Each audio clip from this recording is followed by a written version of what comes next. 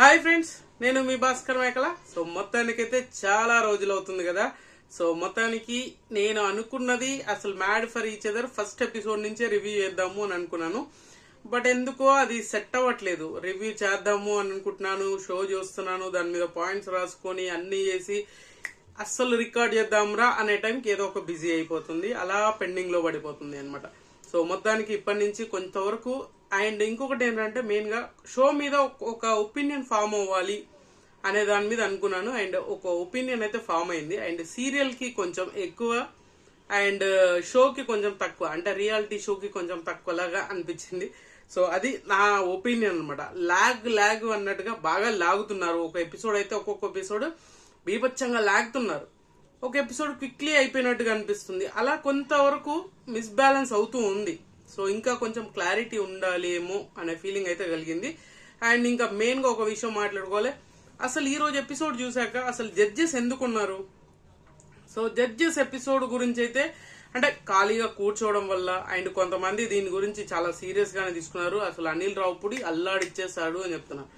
అనిల్ రావుపూడి మాట్లాడింది 2 డైలాగులు 3 డైలాగులు తప్ప ఇంకా షోలో ఏమీ లేదు.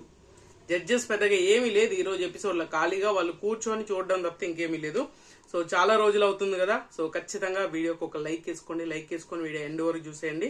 అండ్ చాలా రఫ్ గా మాట్లాడుకుందాం. అండ్ కొంతమంది గొడవలు అయ్యాయి కదా, అది కూడా రఫ్ గా మాట్లాడేసి ఈ రోజు ఎపిసోడ్ లో ఏం జరిగింది ఏంటి అనే దానికంటే ఎక్కువగా ఒక 2-3 గొడవలు ఉన్నాయి. ఆ గొడవల గురించి క్లియర్ గా మాట్లాడదాం, క్లియర్ కట్ గా.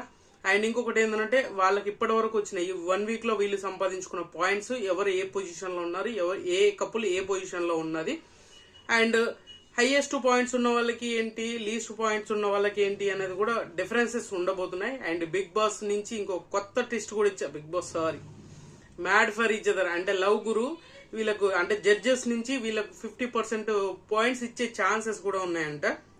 అంటే వీళ్ళు ఇచ్చుకుంది, వీళ్ళు ఆడి గెలుచుకునేది కాకుండా వీళ్ళ పర్ఫార్మెన్స్ చూసి 50% అంటే వాళ్ళు కూడా ఒక్కొక్క కపుల్ కి ఇంత అనేది ఇచ్చే ఛాన్సెస్ ఉంది. అంటే వాళ్ళకి నచ్చింది, వాళ్ళ పర్ఫార్మెన్స్ నచ్చింది, ఓవరాల్ గా వాళ్ళ లవ్ బాండింగ్ బాగుంది అండ్ గేమ్స్ బాగా ఆడారు, అన్ని క్యాలిక్యులేషన్ చేసుకొని అండ్ జడ్జ్మెంట్ చేస్తారు. అండ్ వీళ్ళకు కూడా కొన్ని పాయింట్స్ ఇస్తారంట. ఆ విధంగా రేపటి ఎపిసోడ్ లో మారబోతున్నాయి ప్లేసులు. అయితే ఇప్పటి వరకు 1 to 10 వరకు ఉన్న ప్లేసులు మారుతాయి కూడా. ఇప్పటి వరకు వీళ్ళకున్న పొజిషన్స్ ఏంటి అని అంటే ఇప్పటిదాకా ఆడి గెలుచుకున్నారు కదా, వీళ్ళ బాండింగ్స్ కి, వీళ్ళ ఎఫర్ట్ పెట్టిన దానికి, వీళ్ళు గెలుచుకున్న దానికి అన్నిటికి కలిపి ఎవరైతే ఈ 1 వీక్ లో టాప్ ఉన్నారు, ఎవరైతే బాటం ఉన్నారో ఒక్కొక్కరికి ఆర్డర్స్ ఇచ్చేసుకున్నారు అనమాట. ఇప్పటి వరకు వీళ్ళు ఆడింది. అండ్ జడ్జెస్ ఇచ్చినాక ఆర్డర్స్ మారే ఛాన్సెస్ కూడా ఉన్నాయని జడ్జెస్ చెప్తారు. సో ఈ రోజు కాన్సెప్ట్ ఏంటంటే ఈ 1 వీక్ వరకు, అంటే ఈ 1 వీక్ లో జరిగింది హౌస్ లో ఉన్న 10 కపుల్స్ ఎవరు రియల్ గా ఉన్నారు, ఎవరు ఫేక్ గా ఉన్నారు. అంటే రియల్ గా అంటే వాళ్ళు జెన్యున్ అనిపిస్తుంది, ఇంకొకరు ఏంటంటే వీళ్ళు యాక్టింగ్ చేస్తున్నారు, వీళ్ళిద్దరి మధ్యన అంత ర్యాప్ ఉండట్లేదు అనేదాన్ని. ఇక్కడ ఏంటి అని అంటే క్లియర్ కట్ గా జంటల్ కి ఏది ఎలా ప్రొజెక్ట్ చేయాలి, ఏది ఏ విధంగా చెప్తున్నాము అనే దాని మీద కొంతవరకు కన్ఫ్యూజన్ అయితే ఉంది. ఇందులో అందరికంటే ఒక క్లారిటీ ఉంది ఎవరికేనంటే మన శ్రీముఖి గారికి ఒక్కరికే క్లారిటీ ఉన్నట్టుగా అనిపించింది షో మీద, షో ఫార్మెట్ మీద. ఎంత క్లారిటీ అంటే అసలు అక్కడ హౌస్ లో జరిగిందంతా ఈమె క్లారిటీగా ఎక్స్ప్లెయిన్ చేయొచ్చు, అంత బాగా చెప్తుంది. అంటే హోస్ట్లు మన జడ్జెస్ లేకుండా శ్రీముఖి హ్యాండిల్ చేయొచ్చేమో అని నాకు పర్సనల్ గా అనిపించింది. భయ్యో మీరు హట్ అవ్వకండి. సో అనిల్ రావుపూడి ఫ్యాన్స్, లయ ఫ్యాన్స్, రాధా గారి ఫ్యాన్స్ హట్ అవ్వకండి.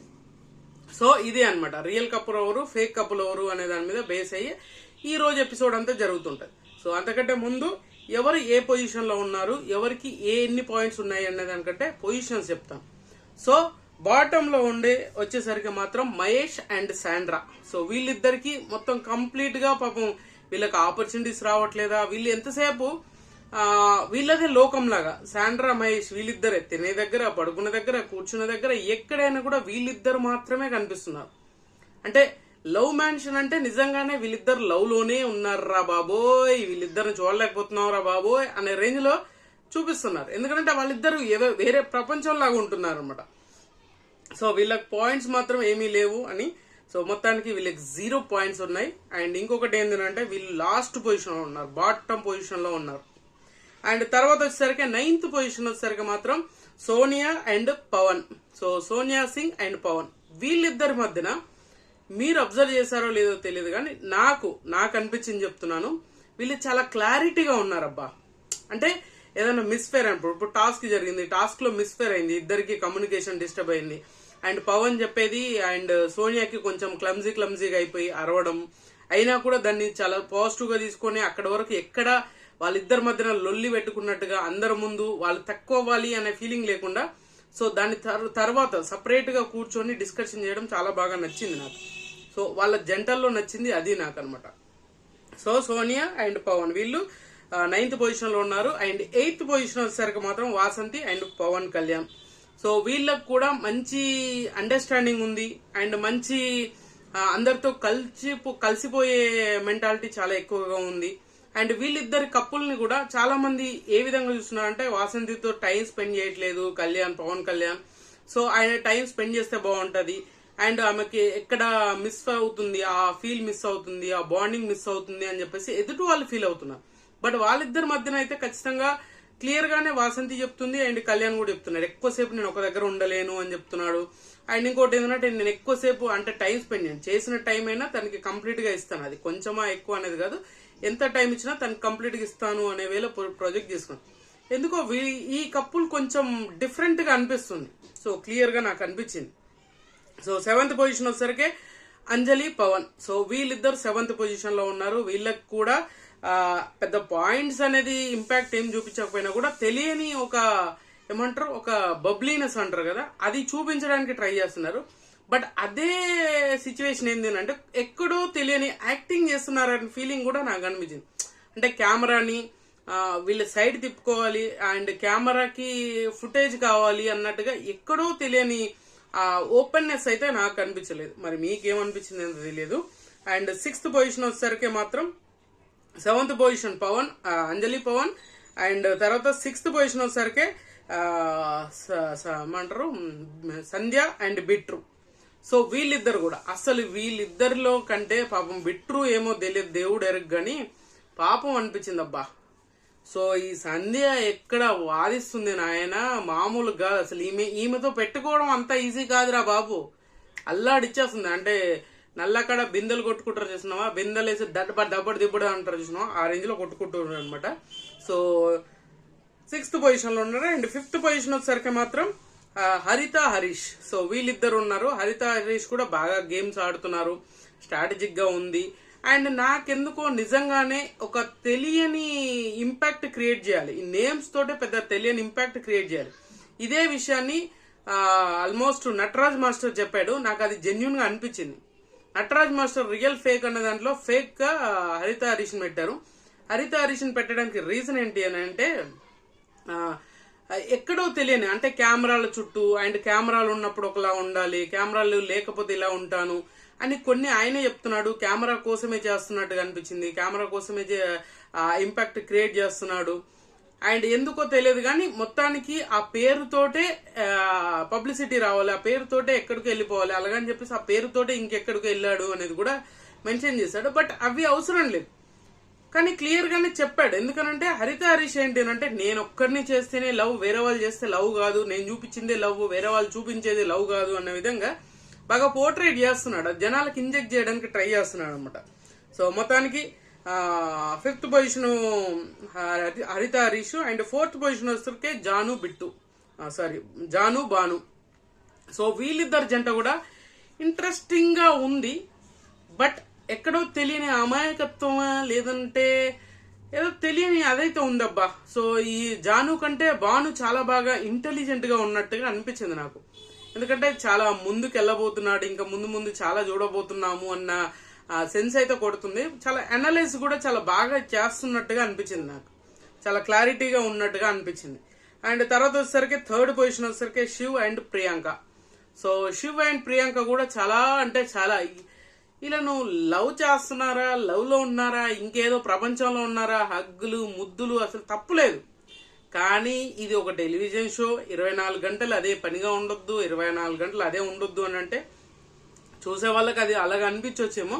బట్ వాళ్ళ వర్షన్ లో వాళ్ళ లవ్ ఎఫెక్షన్ ఎవరైనా వైఫ్ అండ్ హస్బెండ్ అన్నప్పుడు తప్పేం కాదు.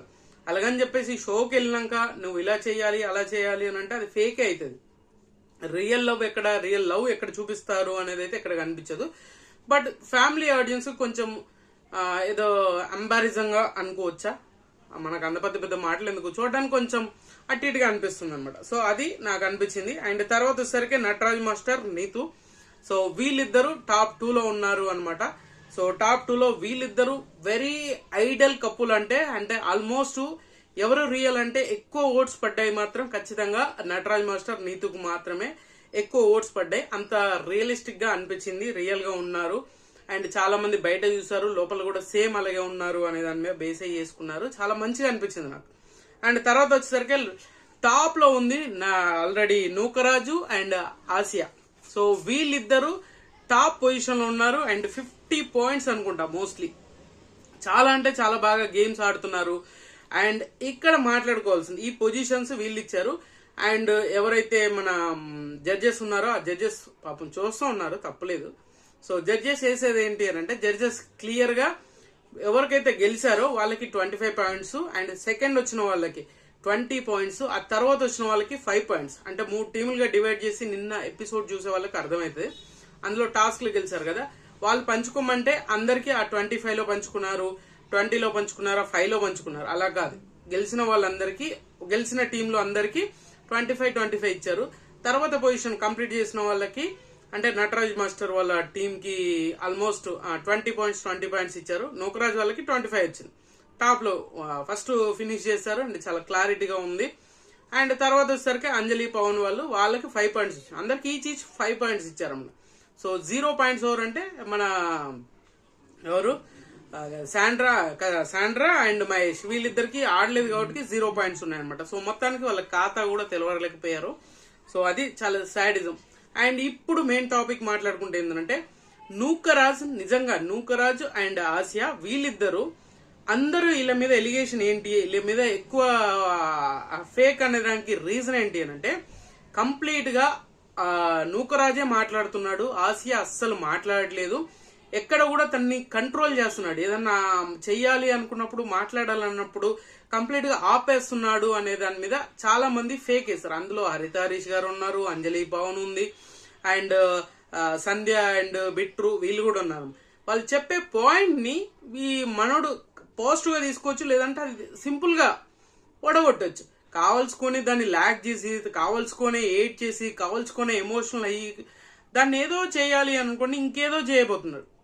అక్కడ జడ్జెస్ కే ఇరిటేషన్ వచ్చేసి, so last and final warning, మేము ఏది చెప్తే ఎప్పుడు స్టాప్ అని చెప్తే అక్కడతో ఆపేయాలి, దాన్ని ల్యాగ్ చేయడం ఇలాంటివి చేయొద్దు. అండ్ చిన్న పిల్లోళ్ళలాగా, అంటే కిడిష్ మెంటాలిటీ అంటారు కదా, దాన్ని లాగి చేసుకున్నట్టుగా అనిపించింది నాకు. ఎందుకంటే హరిత హరీష్ గారు మాట్లాడినప్పుడు కూడా అదే చెప్పారు. నువ్వు ఆయన టాస్క్ చేసినప్పుడు ఆసియాన్ పైనకి ఎక్కించుకొని మాట్లాడుతున్నప్పుడు ఇక్కడ పాయింట్అవుట్ చేయడం కాదు. సో అక్కడ ఏంటంటే క్లారిటీగా నేను ఏమన్నా తప్పు చేస్తే చెప్పమ్మా అని చెప్తున్నాడు. నా ఫోకస్ డిస్టర్బ్ అవ్వకుండా చేస్తాను అని చెప్పినప్పుడు దాన్ని వీళ్ళు వేరే విధంగా పోర్ట్రేట్ చేశారు. అది తప్పని కూడా చెప్పలేము. ఎందుకంటే అమ్మాయికి భయం ఉంటుంది, ఎక్కడ కింద పడిపోతాడేమో, చూసుకోలేడేమో అని చెప్పేసి చెప్తుంటే ప్రతిసారి కూడా ఎక్కడ మాట్లాడినా పంచులేసిన, ఇప్పుడు అంజలి పవన్ చెప్పింది ఏంటి, అంజలి గారు చెప్పింది ఏంటి అంటే, సో ఏదన్నా పంచులేస్తూ ఉంటది, స్పాంటేనియస్ గా పంచులేస్తుంటే దాన్ని కూడా నీ రిటర్న్ పంచులేసి అక్కడే ఆపేస్తూ ఉంటావు. అండ్ ఇక్కడ అరవాల్సిన అవసరం లేదు, నువ్వు అరుస్తూ ఉన్నావు, ప్రతిసారి కూడా అరుస్తూ ఉన్నావు. ఇది తను మంచిగా తీసుకొని ఉంటే నూకరాజుకి చాలా బాగుంటది. ఇక్కడ ఆసియాని కూడా కౌంటర్లు వేస్తున్నాడు, నువ్వు మాట్లాడమ్మా, నేను మాట్లాడలేను, ఆయన అనొద్దు. కొన్ని వర్డ్స్ ఏంటంటే అనవసరంగా లూజ్ అయిపోతున్నాడు. దానివల్ల నూకరాజు ఆసియా టీం ఏంటంటే నెగిటివ్ అనేది స్ప్రెడ్ అయిపోతుంది. ఇది ఎలా అయిపోతుంది అంటే, ఎక్కడికో వెళ్దాం అనుకోని ఇంకెక్కడికో తీసుకెళ్ళినట్టు ఉంటుంది దారి. సో అక్కడ చాలా అంటే చాలా బాగా మెచ్యూరిటీగా ఉండాల్సిన సిచ్యువేషన్. ఎందుకంటే అక్కడ తీసుకుంటే తీసుకోవచ్చు, అది నెగిటివ్ ఆర్ పాజిటివ్ నీకు తీసుకోవాలనిపిస్తే తీసుకోవచ్చు, కానీ తీసుకోకుండా దాన్ని ఇంకెక్కడికో తీసుకెళ్ళడానికి, అంటే నేనే కరెక్ట్, నేనే రాంగ్, మీరే రాంగ్ చేస్తున్నారు, దానికి ఏడ్చి ఎమోషనల్ గా అరిచి ఇవన్నీ చెప్పాల్సిన అవసరం లేదు. సింపుల్ గా మీకు పర్ఫెక్షన్ ఫస్ట్ రోజు చెప్పాడు చూసారా, మీకు మీరు ఏది ఈ టాస్క్ ఒకటి వచ్చింది, ట్రూత్ ఆర్ డేర్ టాస్క్ లో హరీష్ గారు వచ్చేసి ఎవరు మీకు ఫేక్ గా అనిపిస్తున్నారంటే వీళ్ళని అన్నప్పుడు, నూకరాజ్ అన్నప్పుడు ఎంత స్పాంటేనియస్ గా రియాక్ట్ అయ్యాడు.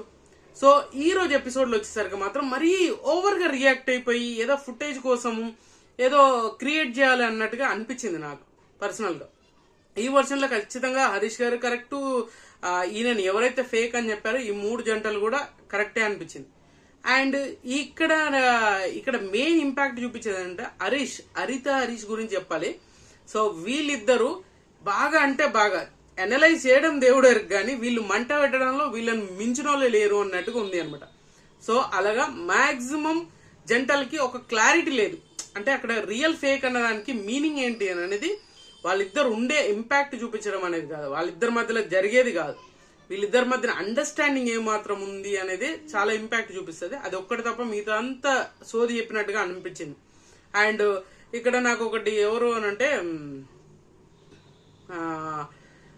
ఎవరు వాసంతి అండ్ పవన్ కళ్యాణ్, వాసంతి కృష్ణన్ అండ్ పవన్ కళ్యాణ్ వీళ్ళిద్దరూ మాట్లాడారు చూసారా, నాకు చాలా బాగా అనిపించింది.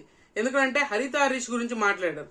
ఇక్కడ ఏంటి అని అంటే కంప్లీట్ గా నాకు లవ్ అనేది మీరు ఒక్కరే చూపిస్తున్నారు, లవ్ అనేది మీరు ఒక్కరే మాట్లాడుతున్నారు, మీరు చేసింది లవ్, వేరే వాళ్ళు చేసింది లవ్ కాదు అనే విధంగా ఆ జాకెట్ ఇష్యూ ఏదైతే ఉందో, లవ్ గురువు చెప్పిన దాని గురించి ఏదైతే ఉందో, ఇలాంటి అన్ని పాయింట్స్ అన్ని చాలా బాగా రైజ్ చేసింది. చాలా బాగా కొట్టే తెచ్చినట్టుగా చెప్పింది అండ్ చాలా బాగా ఇంపాక్ట్ చూపించింది అనే ఫీలింగ్ అయితే ఖచ్చితంగా నాకు కలిగింది. ఆమె చాలా బాగా మాట్లాడింది అండ్ అదే క్లారిటీ ఉండాలి, అది ఉండట్లేదు, చాలా మందికి ఆ క్లారిటీ మిస్ అవుతుంది. సో అలాగే చెప్పే విధానంలో ఇప్పుడు ఎవరు చెప్పినా కూడా ఇక్కడ చాలా మంది ఇంకొక జడ్జెస్ ఒకటి అన్నారు, అట్లీస్ట్ రియల్ ఫేక్ ఒక ఒపీనియన్ అనేది కొంతమంది మీద ఫామ్ అయింది, ఇంకా కొంతమందికి అసలు ఏ ఒపీనియన్ లేదు ఒకరి మీద. అలాగా నూకరాజ్ ఆశకి ఆల్మోస్ట్ ఫేక్ ఓట్స్ ఒక 3 పడ్డాయి అండ్ హరిత హరీష్ కి అండ్ 4 ఓట్లు పడ్డాయి ఫేక్ ఓట్లు అనేది. అండ్ ఇంకొకటి అంజలి పవన్ కి వాళ్ళకి 2 ఓట్లు పడ్డాయి. అలా కొంతమందిని ఇప్పుడు మహేష్ అండ్ శాండ్రా వాళ్ళకి ఒకరు బెస్ట్ అంటే రియల్ కప్పులని హరిత హరీష్ ఇవ్వడం, నటరాజ్ మాస్టర్ కి ఆల్మోస్ట్ 4 అనుకుంటా వాళ్ళు రియల్ ఇవ్వడం. అండ్ ఇలా బాండింగ్స్, రియల్ కి ఫేక్ కి డిఫరెన్సెస్, రియల్ కి ఫేక్ కి డిఫరెన్సెస్ ఇలా బాగా చెప్పారు.